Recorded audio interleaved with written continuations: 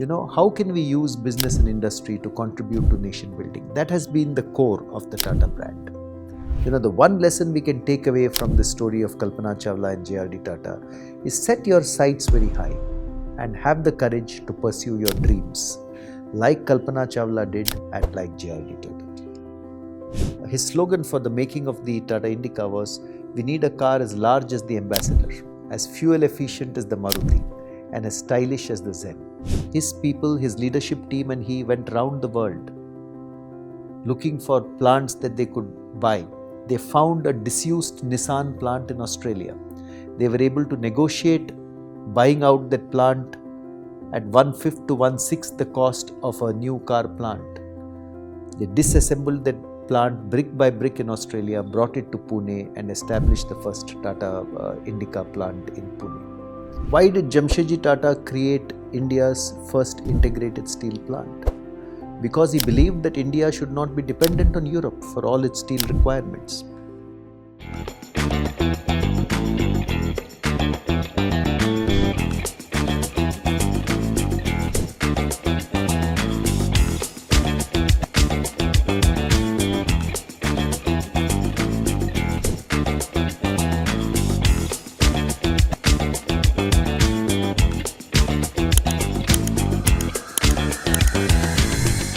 Hello viewers, welcome to our special episode in VisionIAS. Today we have with us our esteemed guest, Harish Bhat Sir. Thank you very much. Thank you for the warm welcome and look forward to speaking to you. Harish Bhat Sir is a truly inspiring leader. He has worked in Tata Group for almost 38 years and his experience is uncommandable. And he has worked as Managing Director of Tata Beverages earlier. He was instrumental in building Tata brand, especially the jewelry brand. And he has a wide experience in marketing, and his sir is also in the CMO list, Chief Marketing Officers list of the Forbes in 2022-23. And it's an inspiring journey, and we are delighted to have sir here and to share his views with respect to several aspects. Welcome, sir.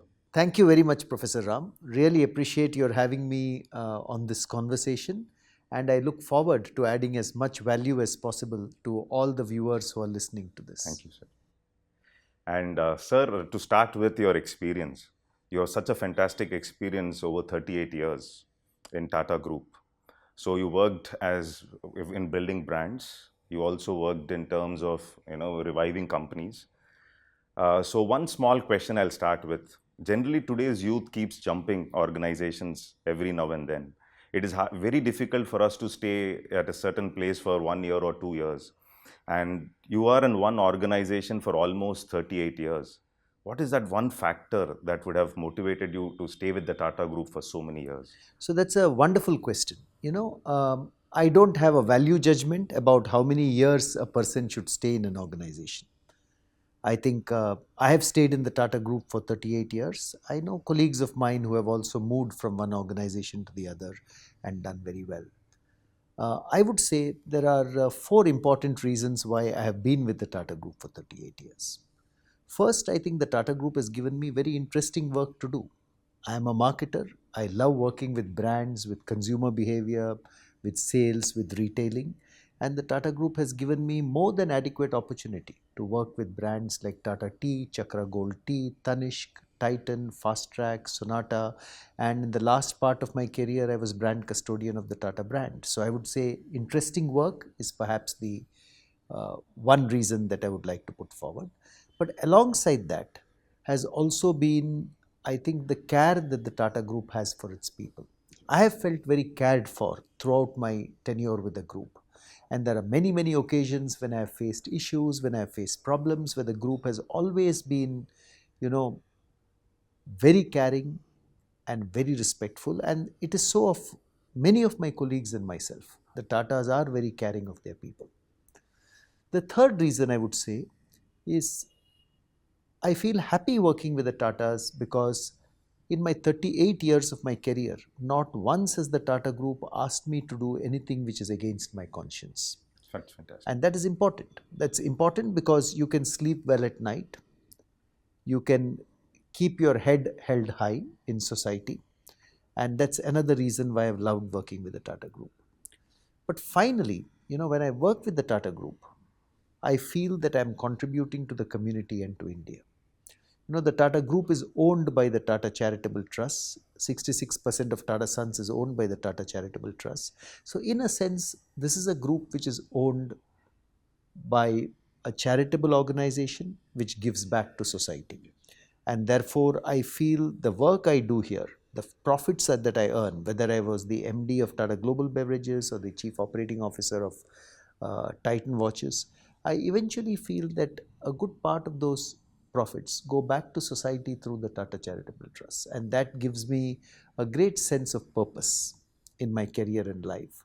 So it's a combination of all these factors that I have mentioned to you, which makes Tata's such a wholesome organization. I actually tell people I have two marriages in my life, one to my wife and one to the Tata Group. Fantastic, sir. And sir, actually today when we look at brands, so since you have a great experience in branding, Yeah.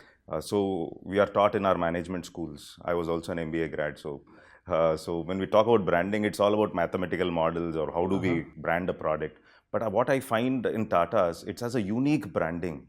And is there a special effort in branding products in Tata, or is it an inbuilt culture of Tata's that itself has become a brand?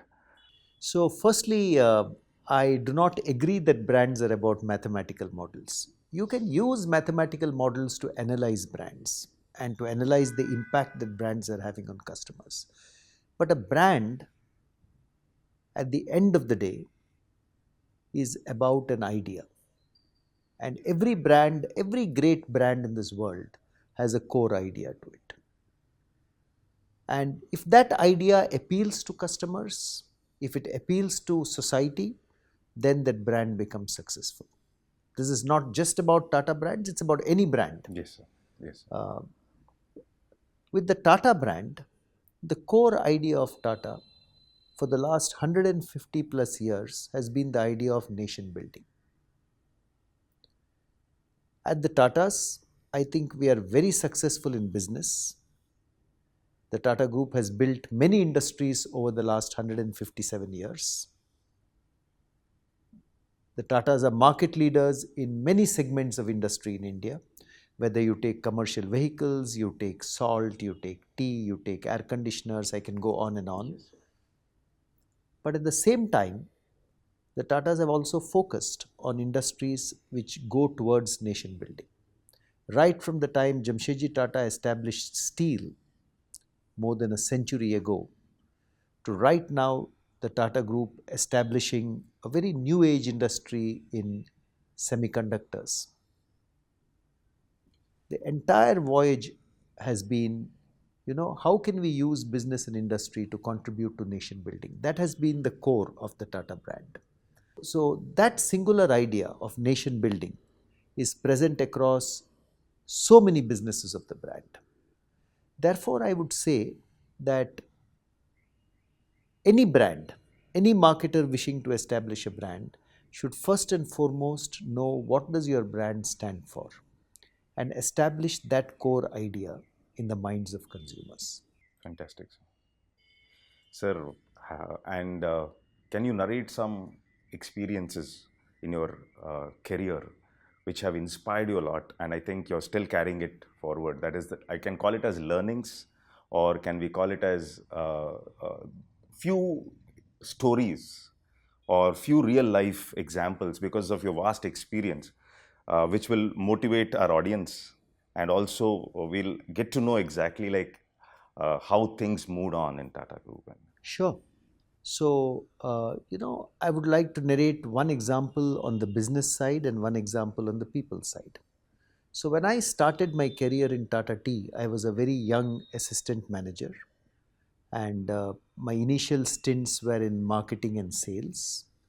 And we were just about building a brand. Tata Tea was a small plantation company at that time, and we were building a brand called Tata Tea, which was taking on a huge consumer multinational, Hindustan Unilever, which had the Brook Bond brand and the Lipton brand in tea.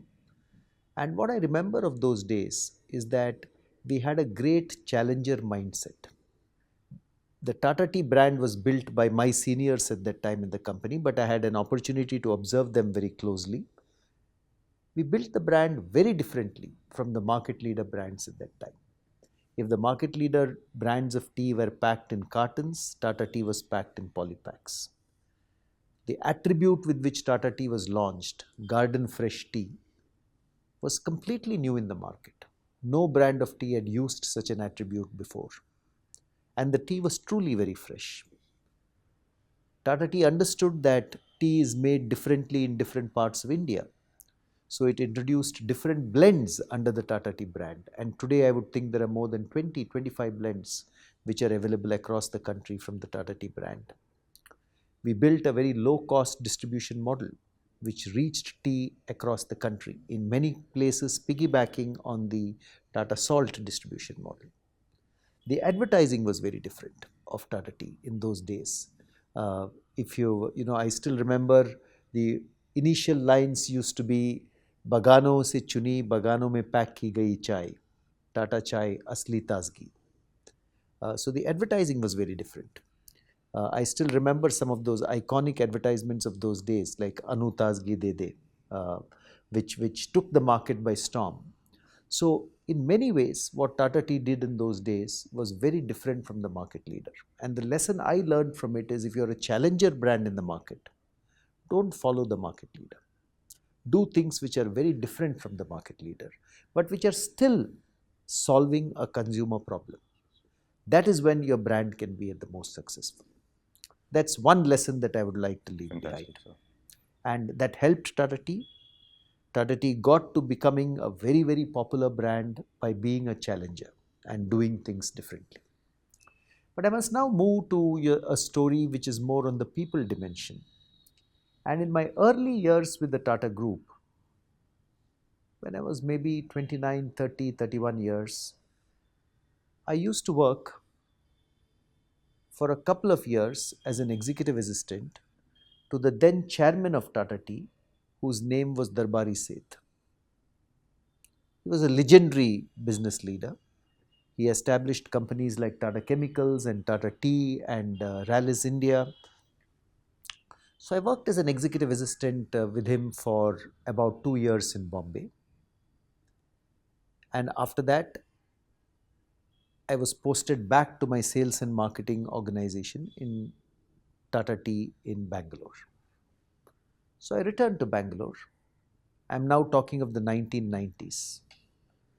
And very soon after I came back to Bangalore, my wife and I, we had got married in 1992. In 1995, we had our first daughter, our only child. So I wrote to Darbari Seth, he was chairman of the company. I said, Sir, we have been blessed with a baby daughter. I seek your blessings. He wrote back, conveying his blessings. I think he also enclosed a check as a gift. So I was very happy. I showed it to my daughter, I showed it to my wife, I showed it to my parents, the letter. And then I kept the letter in my file. I thought that's the end of this now because Mr. Darbari Seth is a very busy person. He's the chairman of the company. But 3 months later, I suddenly receive a phone call. I'm at the Tata Tea marketing office in Yashwantpur in Bangalore.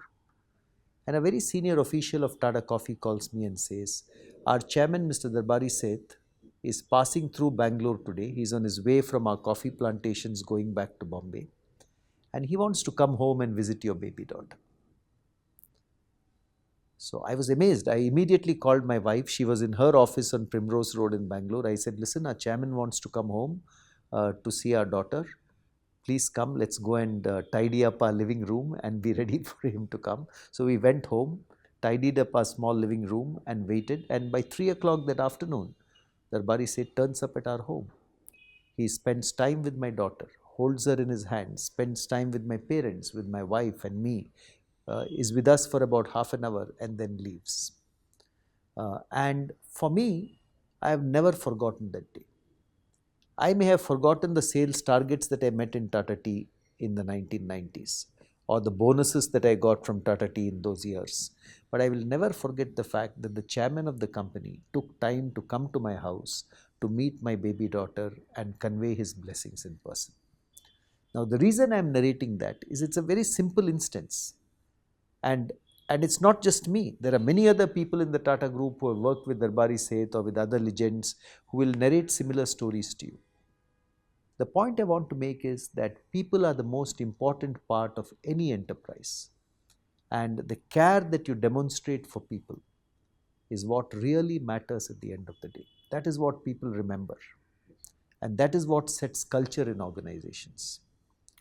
And I still have that photograph with me. And I still fondly remember that day as one of the high points of my life. So that's the other experience from working with the Tata Group that I'd like to narrate. I can narrate many, many stories like this, but perhaps these are a couple of stories that we can bear in mind. That's fantastic, sir. The human element is clearly visible. Of course, the human element is the most important element in any company. As much as you may, talk about strategy and you may talk about AI and you may talk about technology and you may talk of many other things, underpinning all these is the human element. Fantastic, sir. So I just wanted to know, were there any situations in the Tata Group where things were not going your way and there was a lot of stress and you were able to handle those situations efficiently? And in the competitive business environment, there are short-term targets for any business, and there is huge amount of competition, which can put us down anytime. And holding on to values, there is always this conflict. Is this value important, or is it the profit that is important for me? And especially for the budding entrepreneurs right now, the profit becomes more compelling for them because of the investors pressure on one side, and there are shareholders on the other side. So basically performing at any cost is becoming a burden, and managing value system and taking these values across generations, which is generally rare, because values are generally, a person comes up with values, but values being a part of the ecosystem which is transferred over generations together is not an easy task. So I just wanted to know, how could Tata manage this? Okay. So, of course, there have been stressful situations in my career, no doubt about it. I have led a listed company of the group. I have been a chairman of a listed company of the group. I have been the chief operating officer of businesses where every month there were sales targets to be met, there were profit targets to be met, and there are many months where I have met and exceeded the targets, but some months where I have also fallen short of the targets. When you work in a competitive marketplace, whether it was tea or whether it was watches or jewelry, there will always be stress because you are competing against the best in the field and you have to deliver in the midst of that competition. Uh, but what I've understood through my long career with the Tata Group is that you don't compromise on values because of stress. The reason the Tata Group has existed and prospered for more than 150 years now, the reason over 750 million Indians use some Tata product or service is because of the trust they have in Tata. And one of the reasons for that trust in Tata is the value systems that the Tata Group has. Therefore, customers know, people know that the Tata Group is committed to doing business in a fair manner. The Tata Group will give me products and services of good quality. The Tata Group will stick by its commitments. And these are the reasons why trust in the Tata brand is very strong. And that is because of the value systems of the Tata Group. I completely agree with you. There will be pressure month to month, quarter to quarter to produce results, to produce profits. But if you take shortcuts and if you deviate from the core values which are important to you, you will lose respect from society eventually. If you want to build a company for the long term, you have to stay with your values. And this is true not just of the Tata Group. There are many, many other well regarded groups in the world which I know which stay by their values, do business by their values, and therefore have existed and prospered for a long period of time. It's also true of people, not just of companies. You respect a person when the person sticks by his or her values. You may envy a person if the person is very wealthy.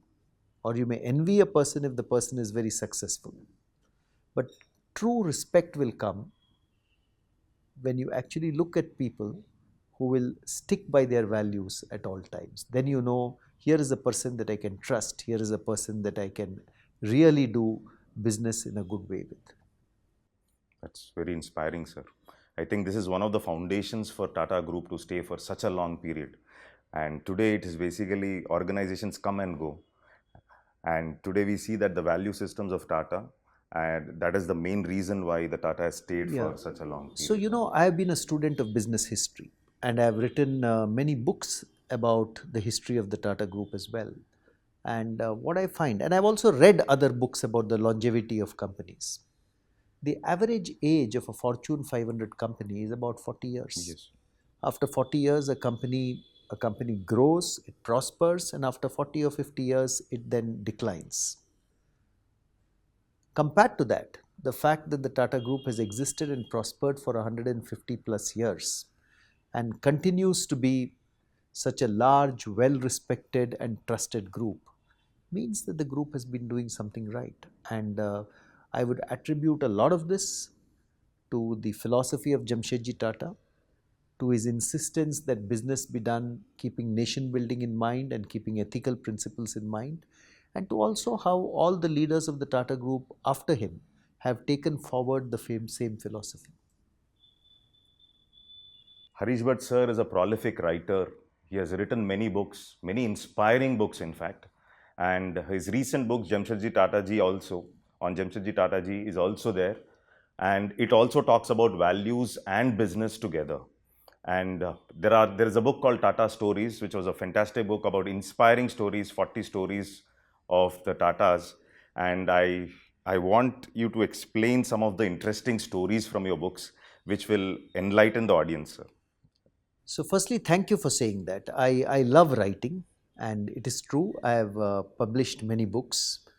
Um I love the art of storytelling because I think stories from organizations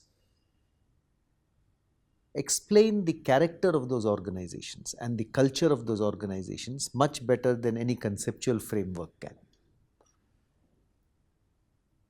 My most recent book, Jamshedji Tata Powerful Learnings for Corporate Success, was about the ideas of Jamshedji Tata and how those ideas have actually powered the Tata Group over such a long period of time. How have those ideas carried forward? And like you rightly said, the book of Tata history before that, Tata Stories, was 40 simple stories from the history of the Tata Group. So let me narrate a couple of those stories for you. You know, one story which is one of my favorites from that book is the story of Kalpana Chawla and J.R.D. Tata. All of us know Kalpana Chawla.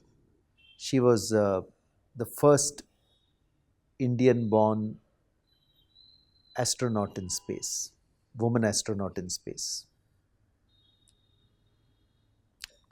Now, Kalpana Chawla was a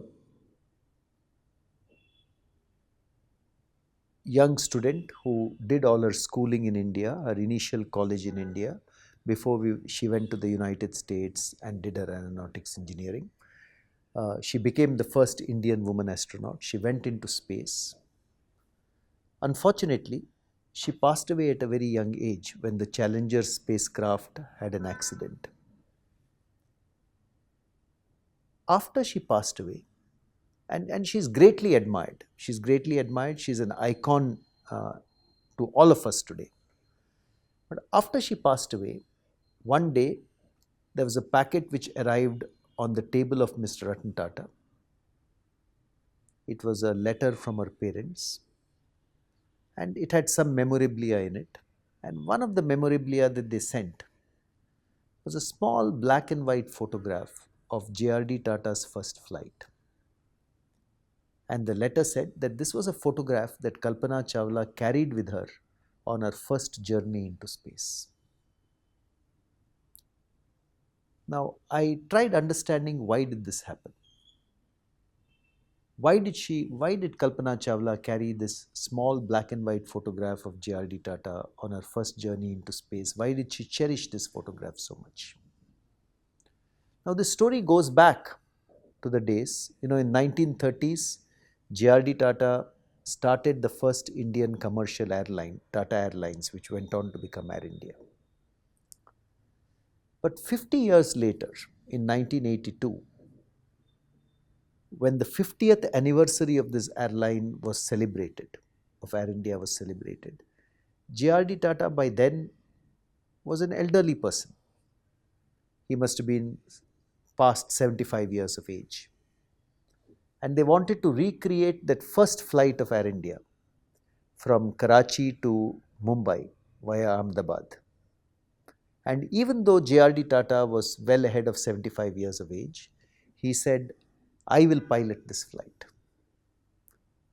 And when that 50th anniversary flight was recreated, JRD Tata piloted the aircraft himself from Karachi to Mumbai via Ahmedabad. Despite the fact that he was not in the best of health, but he still did that.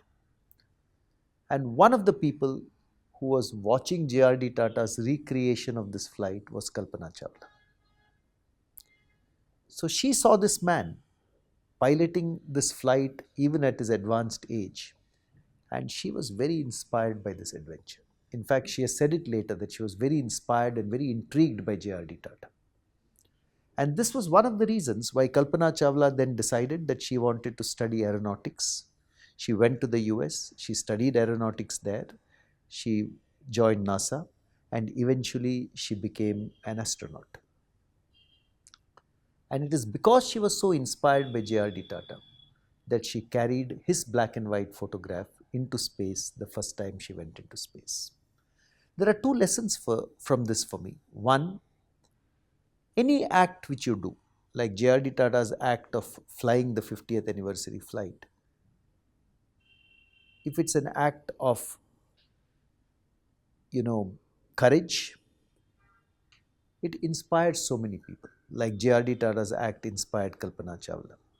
The second is Kalpana Chawla's own example tells us to set our sights very high. She set her sights very high. And she was able to do things which we can only dream of, becoming an astronaut. And I would urge all our viewers here, the one lesson we can take away from the story of Kalpana Chawla and JRD Tata is set your sights very high and have the courage to pursue your dreams, like Kalpana Chawla did and like JRD Tata did. But a second story that I would like to narrate to you is from the times of Ratan Tata, who is well known to every Indian. And I am now talking of the 1990s, when Ratan Tata stood up and announced at an Automobile Association meeting that India should have its own indigenously designed and produced car, its own indigenous car. At that time, we had two good cars on the road, the Maruti 800 and the Hyundai. But the Maruti was designed in Japan and then was being assembled in Gurgaon. The Hyundai similarly was designed in Korea, was being assembled in Sri Perumbudur. But Ratan Tata wanted a car which was truly indigenous, which is designed for Indian families, for Indian roads, made out of Indian parts, manufactured in India. And he said, why cannot we come together and make India's first indigenous car? But a lot of industry was skeptical of, they said making a car is very highly technologically advanced. India doesn't have the capability to do it. So Ratan Tata said, if the industry cannot come together, we'll do it in Tata Motors. Tata Motors was a small company at that time.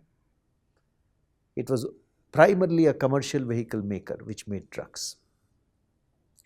So Ratan Tata had a very inspiring slogan in those days. He said, his slogan for the making of the Tata Indica was, we need a car as large as the Ambassador, as fuel efficient as the Maruti, and as stylish as the Zen.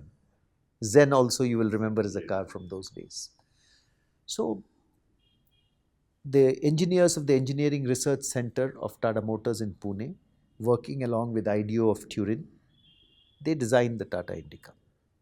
For its time, I'm talking of the late 1990s here, it was a breathtakingly different design. A design like the Indica had not been seen on Indian roads at all. But then they had to manufacture the Tata Indica, and setting up a car plant is very expensive, costs north of $2 billion. Tata Motors did not have that kind of money at that time. But did that challenge set back Ratan Tata? No. His people, his leadership team, and he went round the world looking for plants that they could buy. They found a disused Nissan plant in Australia. They were able to negotiate buying out that plant at one-fifth to one-sixth the cost of a new car plant. They disassembled that plant brick by brick in Australia, brought it to Pune, and established the first Tata Indica plant in Pune. They had to train workers to assemble the Indica. I have spoken to some of those workers in the Tata Motors plant in Pune. Even today, they cry with joy when they think of the fact that they assembled India's first car. They spoke to me in Marathi, but they spoke very beautifully and very emotionally. Um, the first Indica, I am told, took 8 days to assemble. Today, you go to a Tata Motors plant in Pune, less than a minute, you will find a new car coming out every day, the Harrier or the Nexon or all the cars, the Punch that you see today. Uh, a new car has more than 3,500 discrete parts in it. So Tata Motors had to create or develop ancillary units which could make those parts indigenously. And that took a lot of effort. But by the time the Indica was launched, 97% of those parts were indigenously made in India. And that's how the Tata Indica was created. Initially, there were some quality issues with the Indica, but those were quickly resolved. And by the early 2000s, the Indica V2, which had been launched, went on to become the fastest selling car on the face of India for not just a year, but I think a couple of years after that. So today you see some fantastic Tata cars on the road, the Tata Harrier, the Tata Nexon, the Tata Punch, the electric vehicles that Tata has launched. But this is the origin of how the Tata passenger vehicle business started. One man's dream, Ratan Tata's dream, that he wants to make India's first indigenous car. And people have asked Ratan Tata, what gave you the courage to do this? And he said that courage came from the fact that we had young engineers in Tata Motors who were raring to go and make this car. And he said, one of the reasons he did it was so that the young of India can be inspired, that you can do things which are sometimes you may think they're out of your reach, but you can do things which are out of your reach and achieve this. And the Tata Indica has been, I think, a path-breaking innovation for India. It's helped the overall level of engineering excellence, the overall automotive industry in the western part of the country to come out so beautifully well. And it is a great story of pioneering. Just like Jamsetji Tata established India's first steel plant, or JRD Tata established India's first commercial airline, Ratan Tata's establishing of the Tata Indica is also a story which is the stuff of legend. So I thought I would narrate these two stories to you of Kalpana Chawla and JRD Tata and Ratan Tata's creation of the Tata Indica. But if you read Tata Stories or you read the book on Jamsetji Tata, which I have co-authored, you will find many, many such inspiring stories there. And I would say these are stories from the history of the Tata Group. But truly speaking, they are stories of India's industrial development, which has close parallels with the development of the Tata Group. They are stories that belong to every Indian. But more importantly, these are stories which can inspire us. When you read the Kalpana Chawla and JRD Tata story, or you read the Ratan Tata and Tata Indica story, they are stories that can inspire us and ask us, can you do more with your own life? They are stories which provoke us. And that is the reason to read these inspiring stories. Because we all live life once. And in that one life, using the capabilities that God has given us, what can we do to add maximum value to our community, to the nation, and to ourselves? I think that is what these stories are designed to do. That's why I write these books. And that's why I feel very fulfilled as an author when people read these stories and then they write to me and say, Harish, this story of Kalpana Chawla and JRD Tata has made me do ABC, or has helped me to think in this direction. um, that's what I think writing is designed to do, to provoke young minds and get them to think about what they themselves want to do in the future. Fantastic, sir. Hello, viewers. One small suggestion to you from our side. So, such inspiring stories are waiting for you. And one is such an inspirational story, especially talking about Kalpana Chawla's, and also another important story about Atmanirbharta. So Atmanirbharta as a concept has been there since Tatas are there. So Tatas have initiated the concept long back. And today we understand the global dynamics and how it is important for us to stand or become self-sufficient. So in the changing times, sir. So Yeah, how do you this it? is true. This is absolutely true. Why did Jamsetji Tata create India's first integrated steel plant? Because he believed that India should not be dependent on Europe for all its steel requirements. He knew that steel is important for our roads, for our buildings, for our bridges, for virtually any construction in India. And therefore, he was very determined to give India its first integrated steel plant. Jamsetji Tata did not have the technology to make steel at that time. He had to go all around the world. He took a ship and went all the way to the United States of America to get the best technologists to come to India and help him set up India's first steel plant. Uh, Today, Tata Steel is such a proud and fine organization. But the impulse with which Tata Steel was created was saying, how can we give India its own steel? The impulse with which the Tata Group today, under the chairmanship of Mr. Chandrasekaran, has announced the creation of a large semiconductor enterprise is also the same. How can we give India the semiconductors which are so important for the future of this nation? So these are big business opportunities. Make no mistake about it. But they are big business opportunities which contribute to nation building, Nation building. which contribute to Atmanirbharta, like you were saying. Fantastic, sir. Fantastic. This is how business and values can go together and still be successful. Actually, I think a business with good values will go a long distance. Businesses which are short term in nature, which take shortcuts, may do well in the short term, but they will not last. Values keep the soul of your organization intact. Profits are like this dress that I am wearing. Today I may be wearing a blue jacket, tomorrow I can wear a shirt of another color. So profits and business performance will go up and down. But values are like the soul of the organization. Uh, they have to remain intact. And if you lose your values, then why are you building this organization? Is the key question that you should ask yourself. That's fantastic, sir. So one of the lines in your book also, like Vedanta's, how can Vedanta and business be related? Or Yes. using the principles of Vedanta in business in the recent book. Yeah, that is true. And Mr. Gopal Krishnan, who is my senior and my co-author of the Jamsetji Tata book, has studied this extensively. The longevity of companies, he has studied it extensively. And the idea of the Jamsetji Tata book actually came from him. I have co-authored it with him. And you're absolutely right. I think the Vedanta, and I would even contend the scriptures of most religions from across the world, all religions from across the world, all religions lay emphasis on values. They don't lay emphasis on profits. They don't lay emphasis on the frills of life, but they lay emphasis on values. Because values are at the core of civilization. Honesty, integrity, hard work, these days agility, uh, your ability to give back to community. All these are core values which underpin an organization. And organizations have to protect these. I would think the CEO of any organization, his or her key role is to be a custodian of those values of the organization.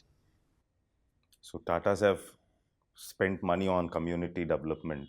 way before the CSR 2% profits, corporate social responsibility. This is what I understand from the discussions we have. So, That is true. I don't want to any of you to think that the Tatas are a perfect organization. The Tatas have also had our successes, we have also had our lack of successes. But protecting values has always been a core desire and something that the Tatas have tried their best to do, from my understanding, over the past 150 years. My thought is that if you want to build an organization which lives for a long time, focus on those values. That is what will help you in building that organization. fantastic, sir. Fantastic. So today it's a startup world, Yep. and there are young entrepreneurs who are striving and building organizations or coming up with innovative ideas is what the world is all around right now. And there are a lot of discussions also going on around startups. So can you throw some light on what good qualities a startup owner should have, or in fact, what makes your startup really successful? Because the success rate is in fact very, very low.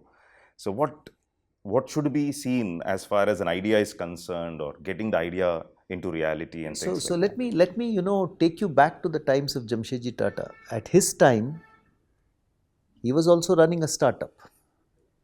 I would actually call him the original startup man of India, because what was Tata Steel when it was just being created? It was a startup. So, yeah. What was the Taj Hotel when it has just been created? It was a startup. So he was, and actually at his time, I would contend it was even more challenging for him because he had to do it when the British were ruling India. To say that I want to create an indigenous steel plant for Indians when the British were ruling India, and otherwise India would have to import its steel from UK and Europe. It was not easy. He faced a lot of resistance from the British, whether it was for the steel plant or whether it was for the creation of the Indian Institute of Science in Bangalore. You can read some of the stories of the resistance he faced from people like Lord Curzon, who at that time was the viceroy of the country. But having said that, let me come back to the modern generation. I think startup owners should focus on two or three things. One, I think you have to focus on what problem are you solving through your startup. Unless you're solving a real customer problem, you're not adding value to people. So, how are you solving a real customer problem or a real community problem, and how are you doing it better than what others are doing? Is, I think, one key area. So, the startups which have become immensely successful in India today are startups which are solving real problems, real customer problems or real community problems.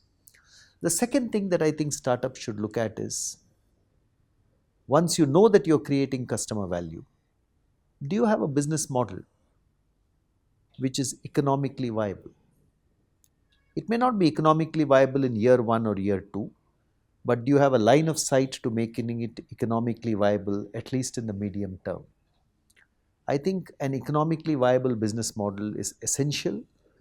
Otherwise, a startup which is constantly in the red or constantly bleeding money is not going to last for very long, in my view. This may be an old fashioned point of view, but it is always my point of view.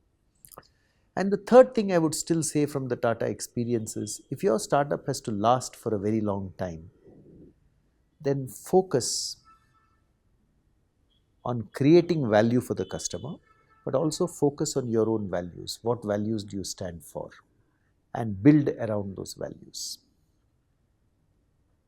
I find many startups in India doing that, but I also find many startups in India not doing that.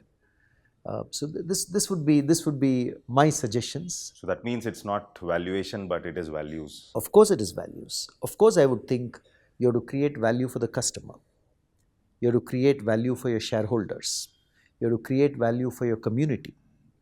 You have to create value for your employees who are part of the organization. Unless you create value for all your stakeholders, you're not going to survive and flourish as an organization. Valuation that comes out of creating value for your stakeholders is the valuation that lasts. And I think there are many very good startup founders in India and startups in India which have realized that. But I believe it's important for every startup founder to bear this in mind. That's fantastic, sir. Valuation from value, not from capital. Yes, valuation comes from value, from the Valuation. value you create for your stakeholders. That's really great. So that's a solid message to the Of young course, audience. of Yeah. course, and I truly respect India's young startup founders. They have a great deal of courage, creating companies in so many different spheres. It's brilliant to see India having so many unicorns today, and so many people aspiring to be unicorns.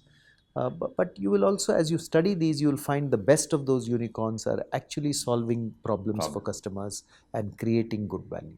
Definitely. Yes, sir. So coming back to civil servants, sir. So and many young aspiring civil servants. Now, when we talk about values in business, now values in governance. Now, in fact, a civil servant has to adhere to even stronger values Yeah. because here profit is not the motive, not the main motive. So, what is your opinion, or can you throw some light on how budding civil servants should think when they're getting into this profession from your experience? So, firstly, let me be honest. I have not studied the civil services very carefully, and therefore, my answer is a little more conceptual here. About the corporate world, I am able to speak with greater experience.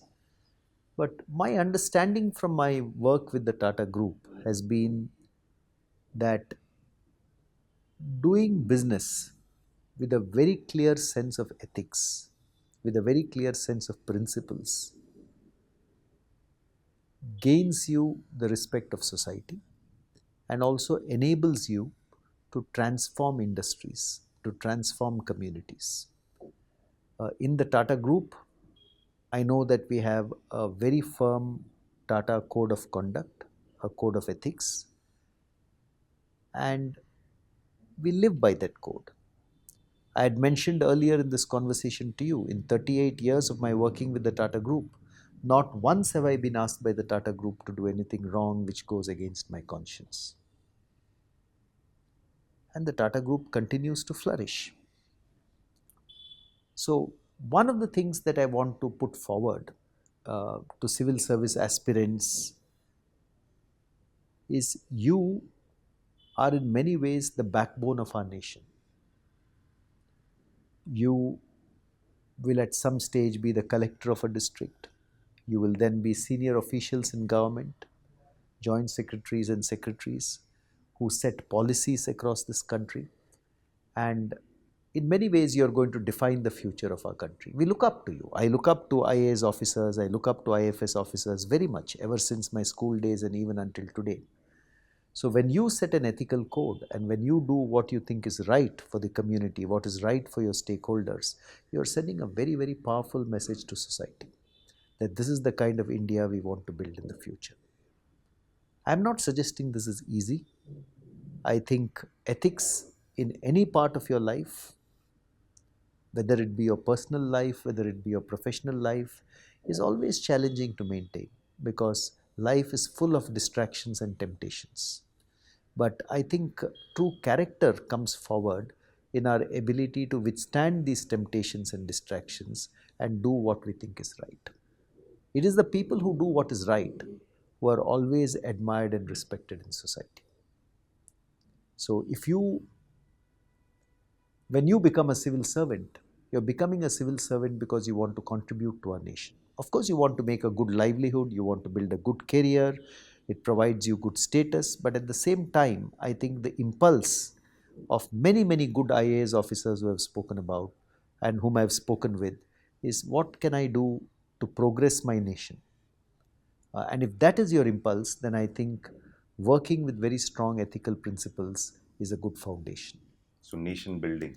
Nation building is in the character of IAS. IAS is all about nation building. Civil service is all about nation building. And I have admired many IAS officers whom I have interacted with. Uh, and a lot of them are very intelligent people, very sharp, But at the same time, they're constantly thinking of what can I do to progress the community? How can I ensure that industry is developed in my state?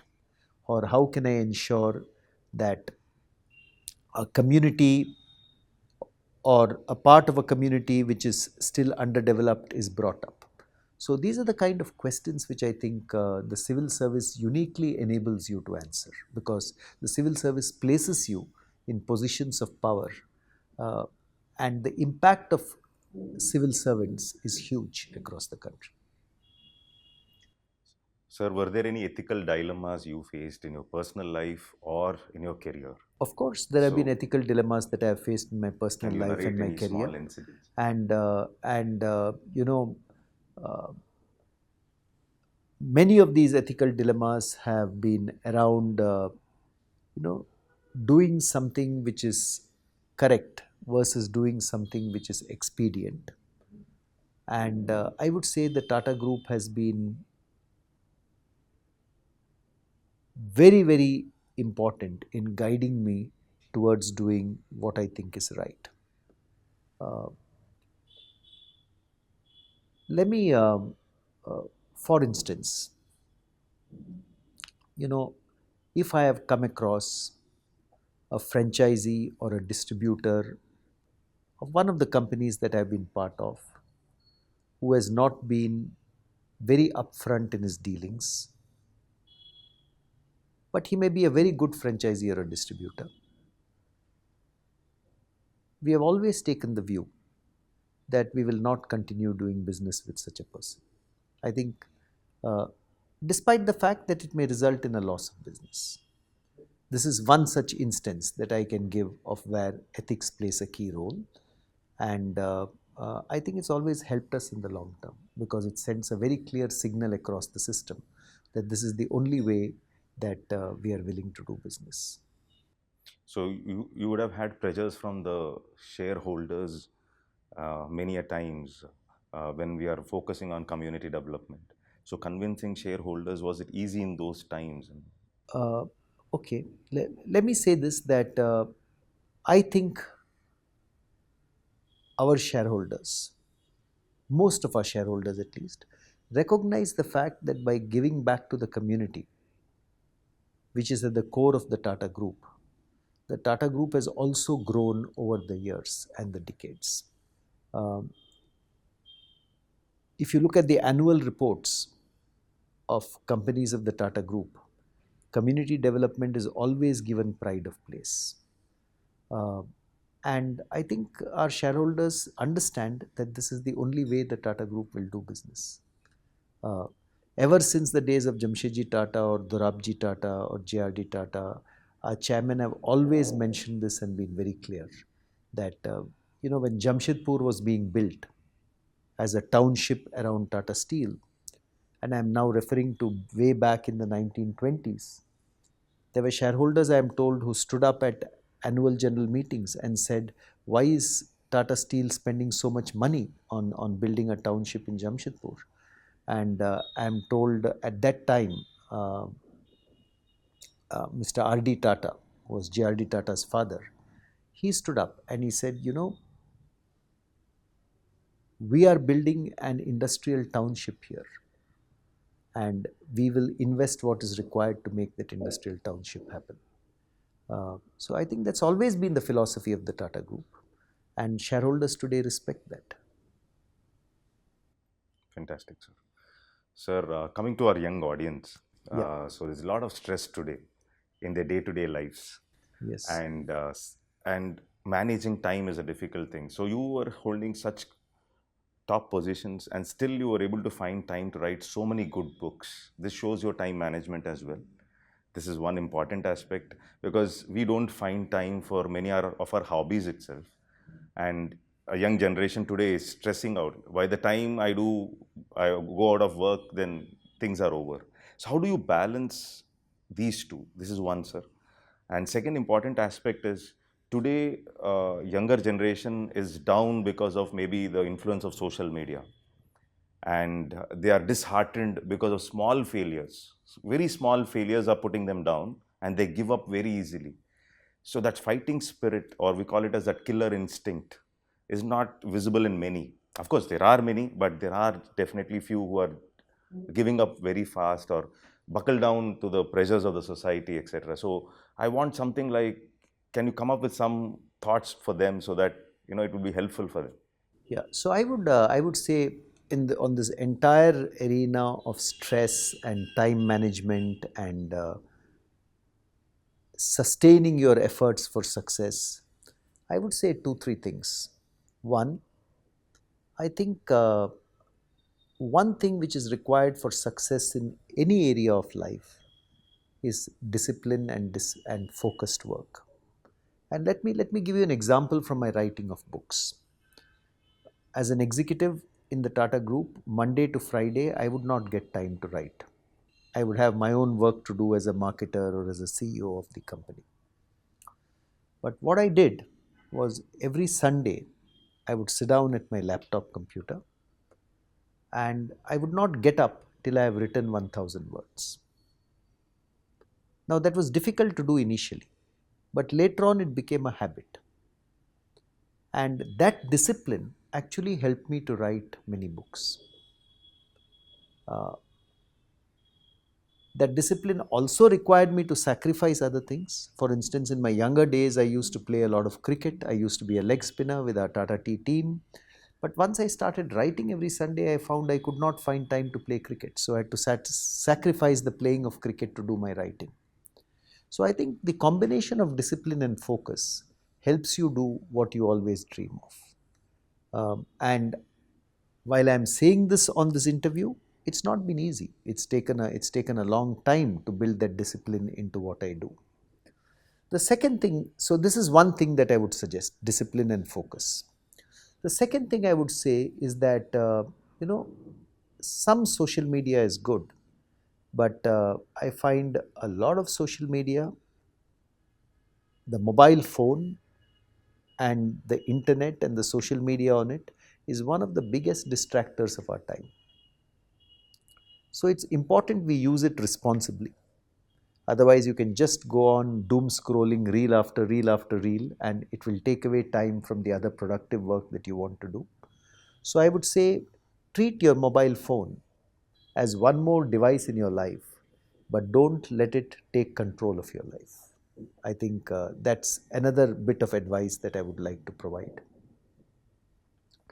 The third thing I would like young people to think about, me myself to think about, is we live life once. And when we live life once, what is the impact you want to make? Impact on your family, impact on society, impact on yourself. Once you think that you want to make an impact, you may not know which area you're going to build your expertise in, but once you know and you have the hunger to make an impact, then I think you will persist till you reach some results in life. That hunger to make an impact is very important, but that hunger to make an impact is also very fulfilling. So, for instance, you are a professor, you teach economics, and you make an impact on your students in class, and that must be very fulfilling for you when those students go on to uh, successfully clear examinations or achieve success in their careers, whether it was in the IAS or elsewhere. So that is, in your mind, very fulfilling for you to make that impact. For me, it is very fulfilling to make an impact if I write a book and tens of thousands of readers read that book and gain something from that book. I feel fulfilled I have made an impact. So, for everyone who is watching this show, I think we should ask ourselves, how do I want to make an impact in my respective field? You may be a lawyer, you may be a doctor, you may be a civil servant, you may be an architect, you may be working in a bank, um, you may be a musician. Whatever field you're in, I think it's very, very fulfilling in life to make an impact, because that makes you happy that you have been able to elevate the lives of others as well while doing something that you are passionate about. So that's the third thing that I would like to say. So I'd like to say, first, focus and discipline. Second, try to minimize distractions, particularly the mobile phone and social media, which is all pervasive these days. And the third, make an impact in whichever field you are. Be determined to make an impact and work towards it. Doesn't matter if it takes many years, but I think just the sheer determination to make an impact will take you places. Fantastic, sir. Sir, identifying core competence. So, figuring out where you're good at. Yeah. So, that itself is a challenge for most of us. It is, and it takes a long time. I should be honest, when I joined the Tata Group in 1987, I did not know that my core competence is marketing or branding. It took me a few years of working to figure out that this is what I like doing. And sometimes I think it's important as young people to meander, to try and experiment two or three things. You don't have to always go in a linear straight line. You experiment, look at two, three different spheres, two, three different areas that you want to work in. Then you understand which area appeals to you. For some people, that realization may come quickly. For some people, it may be 10 years down the road. But eventually, I think most of us will find that one area that we love working in. Let it take its time. You don't have to discover that immediately. That is what life is all about. That is the beauty of life. Take your time, experiment with two or three different fields, and then eventually you will fall in love with one or two things. But once you really love something, then build expertise in that area. Because eventually professionals like me and you are respected for our expertise. Today you're respected for your expertise in teaching. I may be, my books are read because people feel there is some value I'm adding through my books. So similarly, but that has been built on, lots of writing and efforts to do a lot of writing. So similarly, I think building depth and expertise in a particular field becomes very important. But don't worry if you have still not understood that this is the area of my passion. Experiment, meander a little bit, and eventually you'll find something that you really love doing. So, I can put writing is your passion and the working. So, Yeah, so I think of myself in only two fields now. I think of myself as a marketer and a writer. right. Okay, but this is the realization I have at the age of 63 years. At the age of 25 or 30, I did not have this realization. I found my passion in marketing in my 30s. I found my passion for my writing in my 40s and 50s. So it takes time. It takes time to unpeel the onion and say this is at the core of who I am. So today I am able to answer you confidently, saying that I am a marketer or a writer. If you had interviewed me when I was in my 30s, I would not have been able to answer you at that stage. I was still discovering myself then. Uh, and I think this is the truth of life. You explore it and then you understand yourself much better as you progress in life. Sir, one follow up small question, sir. Is it the talent that drives my passion? That is, I'm doing something. Suppose I'm teaching. I find the result that I'm a good teacher. Yeah. Is that motivating me? Or that the result is motivating me, that I'm a good teacher and therefore I'm passionate about it? Or is it the inherent skill or my passion for teaching that is bringing out a result? So, is it the success that makes me a good teacher or develop passion towards? So, this is a very thin line to It is a thin identify. line. It is a thin line. I have also been, thinking about this. I think at the core is the passion. Core is the passion. Okay. Finally, I have to be passionate about writing a book. Unless that passion is there, you will not enjoy what you're doing. A result is the consequence. Are 10 people reading that book or 10,000 people reading that book? That is a consequence. And of course, I feel happy if many more people read the book. But if I were not enjoying the act of writing, then how many ever people read the book, it would not matter. If you don't enjoy teaching, at the end of the day, even if your students are very successful, I'm not sure you'll feel joy in stepping into the classroom every day. So I think at the core of it is our passion for doing something. Where does that passion come from? That passion can come from capability, Sometimes it's a God given gift. Sometimes you work on developing that through your life by sheer practice. That passion can come from an inner urge within you saying, this is what I want to do. And I think, where does that inner urge come from? And it's very difficult to say, but you have an inner urge to teach, I have an inner urge to write. So it can come from that inner urge within you. That passion can come from a dream that you have, saying, I want to pursue this dream. But I think the passion is the first thing that has to happen, because when you have passion, you enjoy what you're doing. When you have passion for a field, you enjoy what you're doing. And when you enjoy what you're doing, then life becomes very beautiful. Then, the stresses are very manageable, because you're really enjoying every element of what you're delivering. So I think passion is at the core, but results are very motivating. When you do something with a lot of passion and you achieve very good results, then it's very, very motivating. So I think results are important, but I would rate them secondary to passion. Sir, coming to the global economy situation right now, or the environment right now, it's a lot of mess out there because of maybe the tariffs or because of the wars that are going on.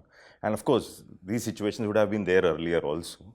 Under such circumstances, when the situations are not going your way, especially not only for business people, as a country as a whole, so one is Atmanirbharta, as you have talked about, because you can't depend more on other countries, and how India as a nation should cope up with these kind of problems which are coming every now and then. See, I'm not an expert on global economics. I'm not an expert on geopolitics. But I would like to say this, that I think India is in a unique position in the world today. We are a huge economy. Amongst the major economies in the world, we are the fastest growing economy. Sky is the limit for most categories in India today. We have a large consumer base within the country.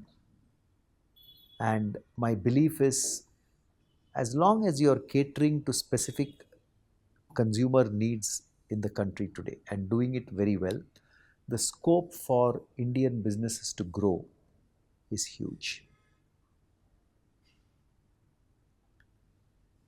Not just because of the large population of the country, but even with wherever your GDP growth is pegged, whether your GDP growth is 6% a year or 7% a year or 8% a year, there are so many people moving up economic strata every year.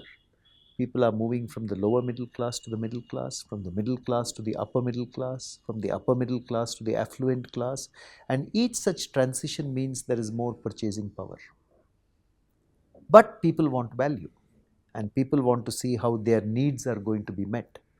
So if you genuinely identify consumer needs that have to be met, and then you put your heart and soul into developing the right products and services, I think the sky is the limit for Indian businesses. Of course, this requires good consumer insight. Of course, this requires a very sound business mind to build the business out. It requires excellent execution, because India is a vast country. It requires a lot of focus of which target market am I going for, and how will I, what is my strategy there.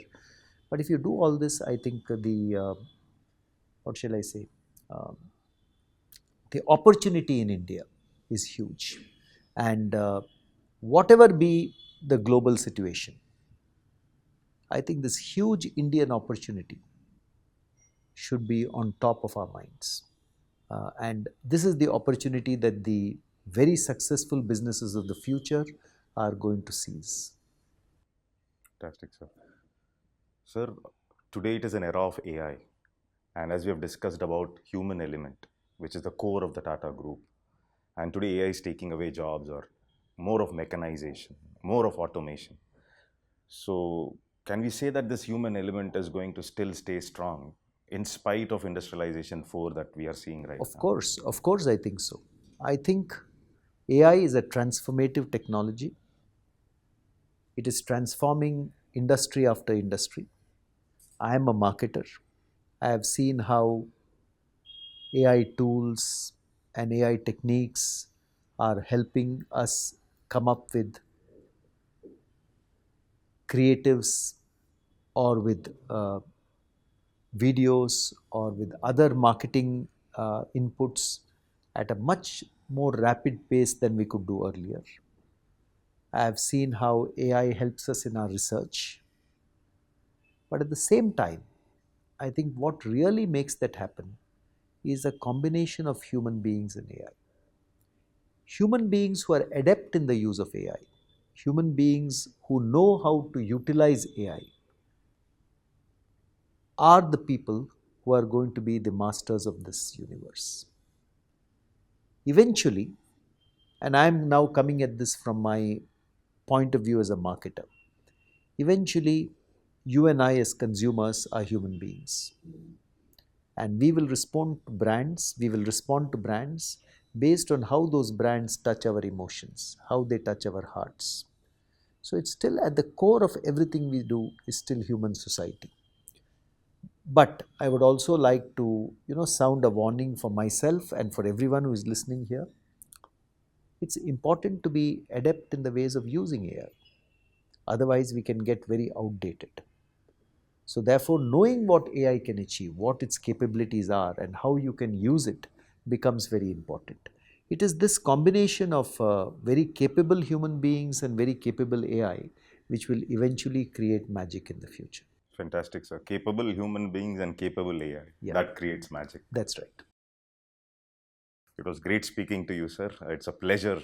And Thank you. It's been my pleasure to be here today at VisionIAS. And thank you very much for hosting me on this interview. And I hope that some of the thoughts that I've been able to discuss have been of value to the people, all of you who have been listening to us. It's been a pleasure and a privilege to engage in this conversation. Thank you very thank you, much. sir.